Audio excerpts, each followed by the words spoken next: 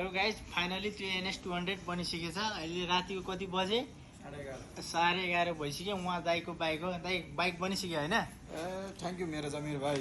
जब तिमी छौ नि त म ढुक्क छु। मैले कहाँबाट गाडी लिएर आएँ थाहा छ तिमीलाई?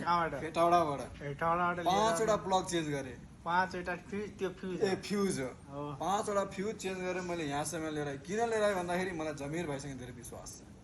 त्यही भएर जमिर भाइले मेरो पुरा वायरिङ चेक गर्यो। पुरा वायरिङ चेक देखाउनु भयो त्यो बाइक चाहिँ? अन्त देखाएको थिएँ। देखाउँदाखेरि के भन्यो भन्दाखेरि कोहीले भन्यो मेरो सिडिआई गयो, जानु सोरुममा, सोरुममा गएर देखाउनु अनि बल्ल सिडिआई चेन्ज गर्नु अनि बल्ल गाडी चल्छ अरे। कोही भन्छ मेरो कटआउट गयो।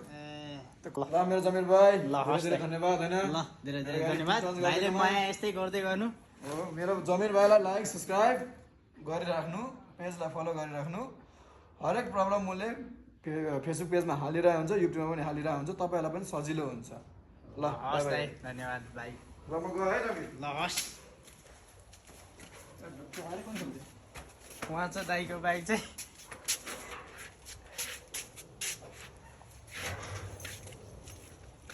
पसल पनि हाम्रो बन्द भइसकेको छ। 12 बज्न लाग्यो है? 12 बज्न लागिसक्यो।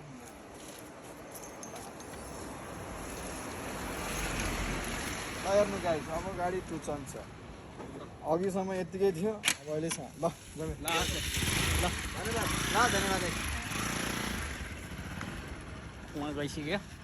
यस्तै भिडियोको लागि मेरो फेसबुक पेज चाहिँ फलो गर्नु होला। युट्युबबाट हेर्नु, लाइक, सेयर, कमेन्ट, सब्सक्राइब। धन्यवाद।